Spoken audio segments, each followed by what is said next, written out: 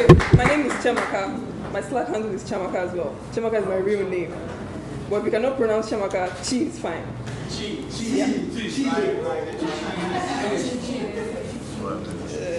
It's not working.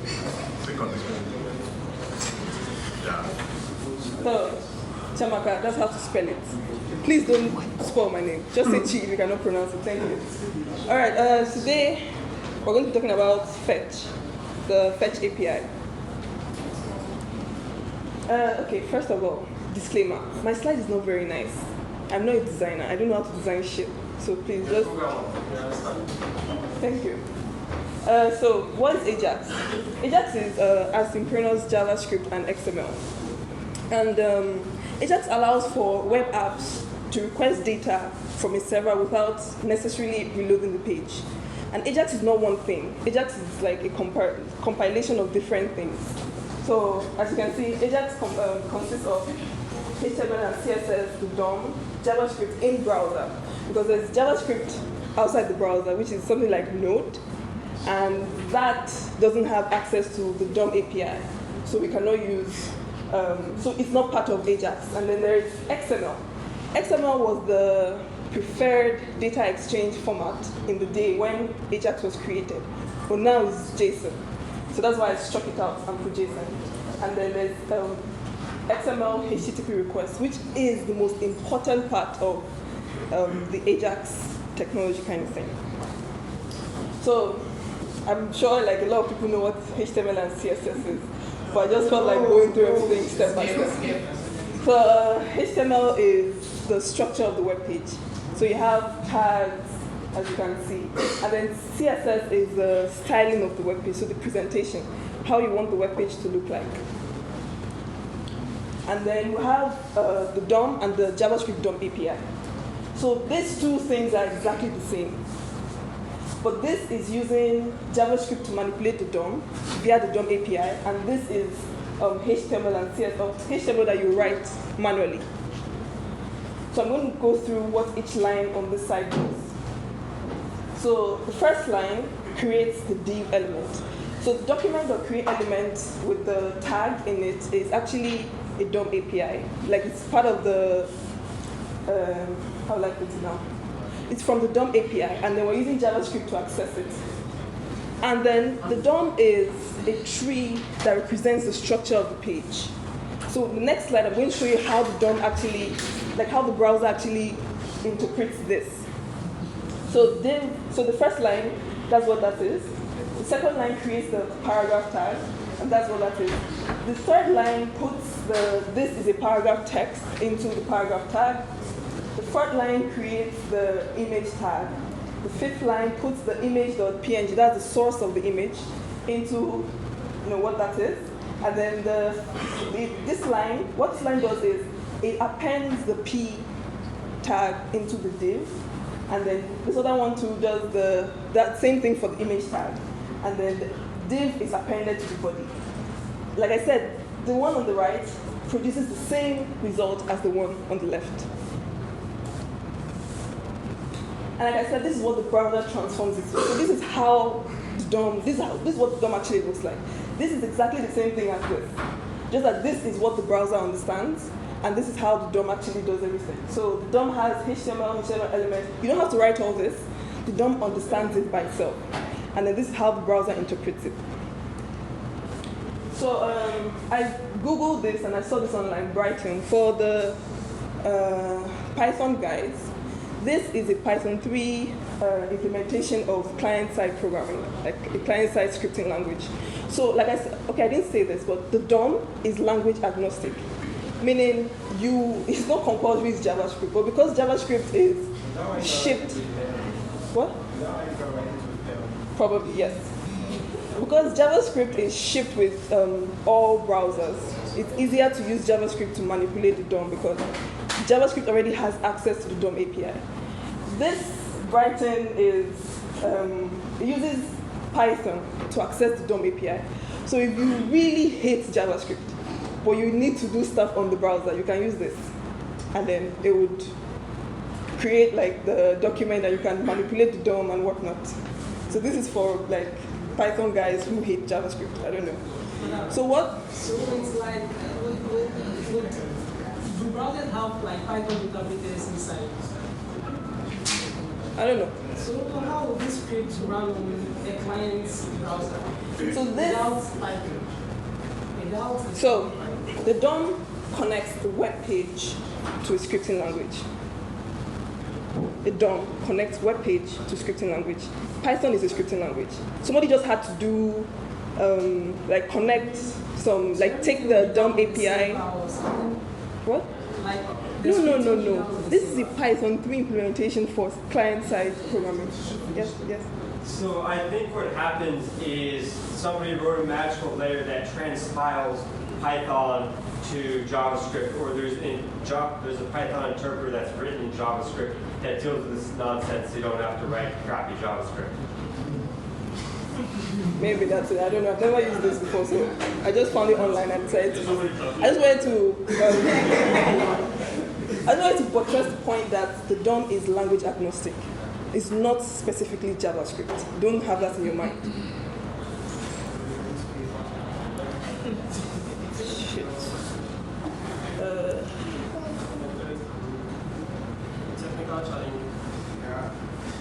It's gone off, I think. I don't know. My machine is still on. Okay. So now let's talk about XML HTTP requests. Like I said, this is the most important part of the Ajax paradigm. Like I said, Ajax is different technologies jumbled up together. And then what XML HTTP request is an object that lets you interact with the server. So in a traditional web application or in a traditional web app, when you click on a link, what happens is the browser kind of hijacks the process from you. So the browser sends a request to the server crunches data, sends back HTML to you, and that's what you see. But in a modern application, what happens is you're kind of in control of the process.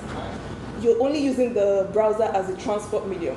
So you're able to set, or you're able to send your request, and you're able to get data back. And this time around, instead of the server sending you HTML back, it sends you data, most likely JSON.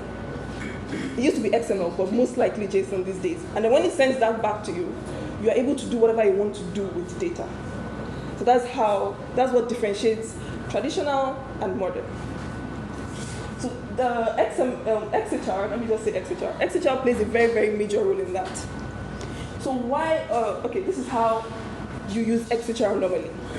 You create the XHR object, you prepare a request using xhr.open and xhr.set request header.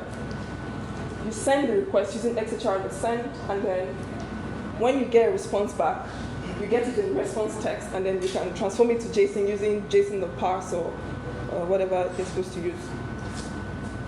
And this is a code snippet on what XHR looks like. Most likely you guys have not seen this or you've not used it because I myself, I haven't used it because I started using jQuery Ajax because it's helped to abstract this whole thing because this thing is very messy. You have to use this over and over again, it's very messy. So what this is, like I said, the first line, you create the XHR object, then you open with a method and the URL that you want to request data from. Then you send request headers, you can use application/JSON, and then you have two key listeners, onload and onerror. So in onload, you're able to do, so you get the data there, and you're able to do whatever you want to do with it. So that onload function, this function is assigned to onload, it fires whenever there's success, and onerror fires when there's an error. I think that's pretty simple. So now, what is fetch? So fetch is a modern replacement for XHR. That is the most concise definition you can find online for what fetch is. And that encapsulates what fetch actually is. So why does XHR need a replacement? First of all, like I said, if you keep doing that over and over again, what we saw, it gets very messy very quickly. And that's why most people use jQuery Ajax to send requests and receive data. So this fetch is a simpler and cleaner API design. Like it creates, all you have to know is you put in the URL and then you have promises that are attached to it. So that brings the second point. It makes use of ES6. So if you're a JavaScript developer, you know about ES6, you know about the arrow function, everything is so concise. And then it uses promises, which eliminates callback hell.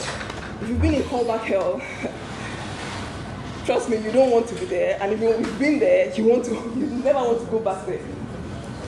And then the third reason is it has a lower level implementation. So it has access to the request and the response primitives. So in the sense that in XHR mashes up the response and the request primitives together. And then that means that you cannot use them separately. But with fetch, you can use them separately. And then that's particularly used in service workers. So if you use service workers, so there's the response object and the request object. So you can use them separately. If you're using service workers, if you do service workers, if you write service workers, you have to use them. Like it would be sensible to use them separately sometimes because you have this service worker that's just like in the middle when you're sending requests to server, and then you have another service worker that's, when you're receiving the response from the server. So you are able to separate it, but with XHR, you couldn't separate it.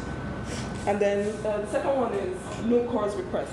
So before, so the fetch, is it the wrapper around the XHR? No. So the wrapper around XHR is the fetch polyfill.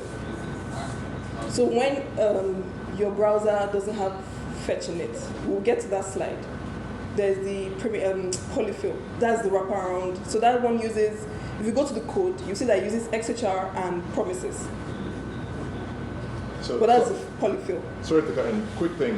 Can we ask the questions after she's finished? Because maybe what you're about to ask, it's in her slide. So when she's finished, if you just reserve the questions until then. And then, okay, traditionally, when you make a CORS request and the response that comes back doesn't have a CORS header, it fails with XHR.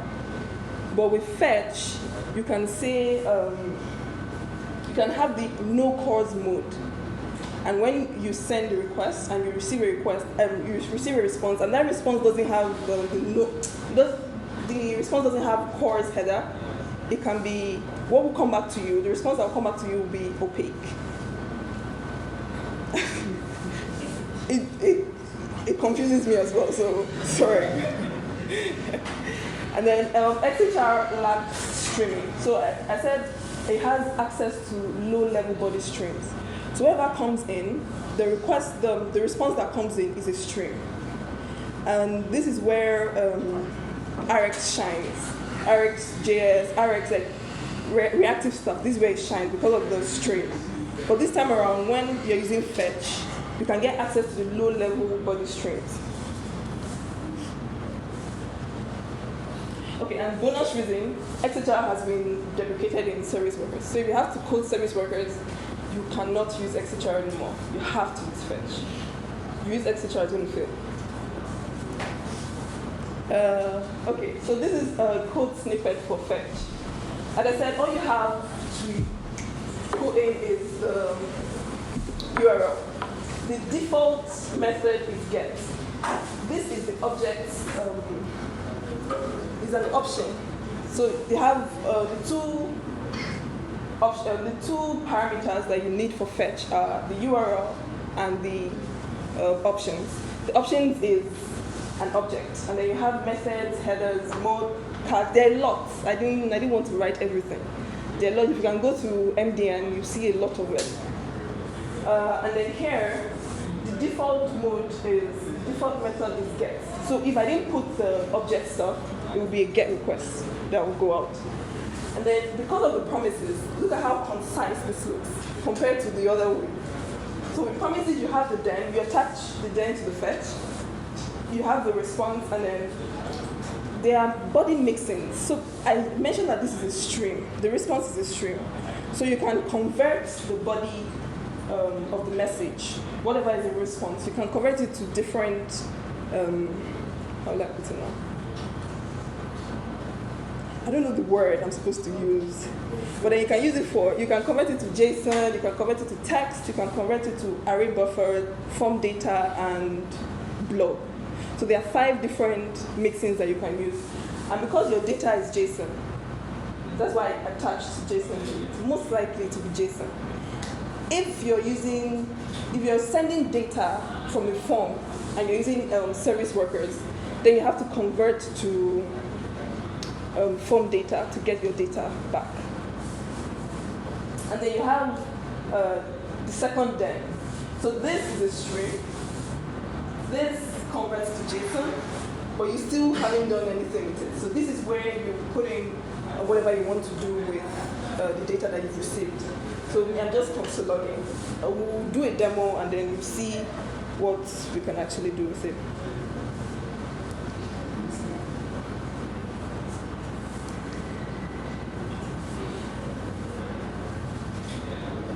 Okay.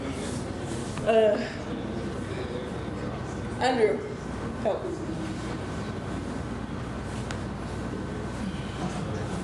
Where's your demo? Right here.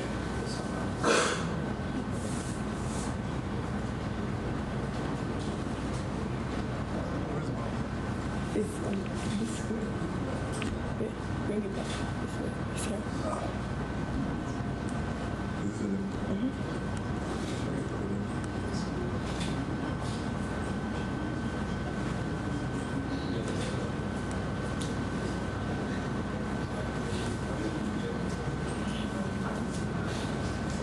I think it's yeah. Okay. This way.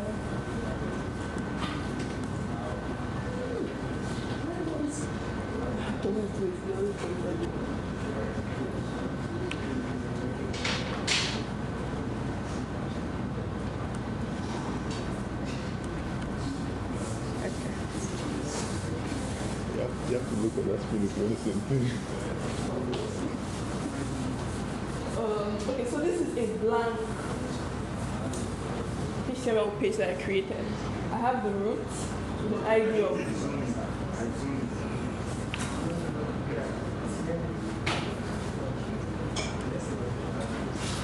Can anybody see? Yeah. Okay. So this is a blank HTML file. I have a div of ID root. So I prepared something here. Okay. Can everybody see this? Okay. So here, the first line, I'm defining a variable and I'm getting an element by ID root, which is the div that I created. And then I'm doing a fetch request. Hope the internet doesn't fail me. I'm doing a fetch request to random user.me API, and I'm requesting 20 objects. And then here, I'm getting the response, and I'm converting the response to JSON. And then in here, I'm doing what I want to do. This time, the server, I'm hijacking the process from the server. Instead of the server sending me a built HTML document, I'm hijacking the process and I'm doing what I want to do. So here, I'm setting a variable, then I'm looping through, I'm mapping through them, and I'm doing something. Let me remove this.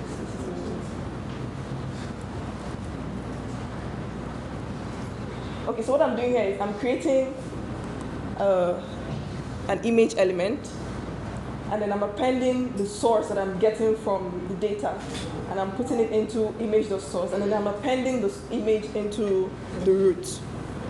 Yeah. So what will happen is this page is not going to refresh. It's just going to get the data asynchronously. As you can see, there's promise here. Internet. So, okay, what happened? All right. And if we look here in network, you see that this thing actually, sorry, my Nigerian accent, network. It comes out every once in a while. As you can see here, it actually did a network call. sorry, network call. And then, so this is where, this is my script, and then it got back 20 images like I requested. So that's how simple fetch is to use. You can do other complex stuff, but this is a simple GET request. You can do a post request. You can do very fancy stuff with fetch. Okay. Why did you get 20 individual responses? What does that mean? If I did this, I'd have gotten everything inside the result, the response that I'm getting from the results. But if you got it separate for each 22, 13, Oh, this is, so I requested 20 results from the API, and then the API responded back with images. What I, yeah, it won't come to you at once. I don't know. It won't come to you at once. Will it? Click on what? Those are the 20 images loading as she displayed them in the DOM. So she didn't request 20. Okay. Good. You received the JSON blob that's returned?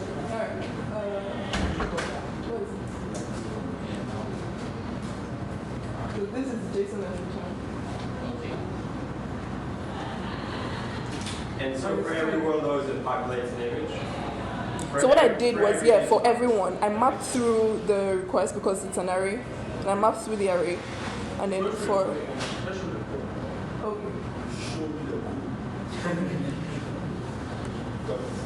So here, I mapped through the 20 that were given back to me, and then I did something with it. Help. Where's this guy? I need this thing. What? If you want to be able to replicate what you've done at a later date, can we find your code online? I can post the slides and the code online, so.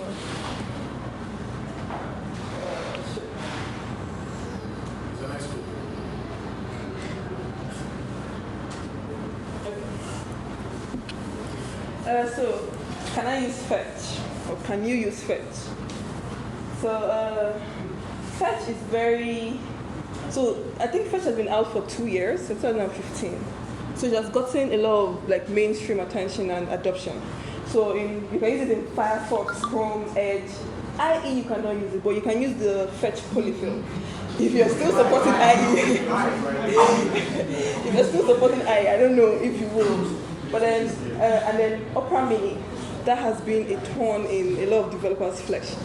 You can use fetch polyfill, which I said is a wrapper around the XHR. XHR still, I think XHR works everywhere, but fetch there's a polyfill that was provided by GitHub, and then that wraps around XHR and also gives the same effect. Sorry.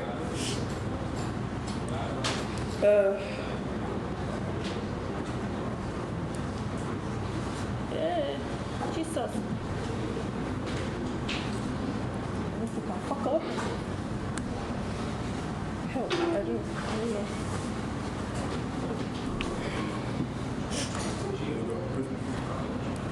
Okay.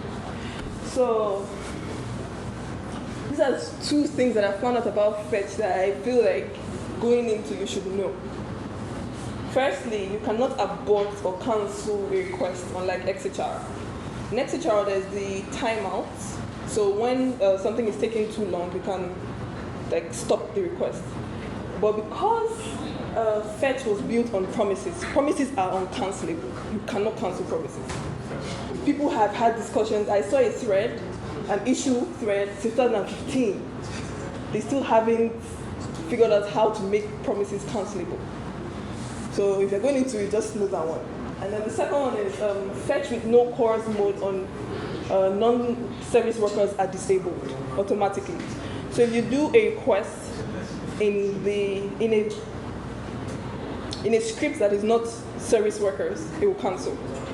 It will be disabled for the main reason that they said something about security. That if you do no mode requests normally, something about security is not safe. So it is only good in service workers.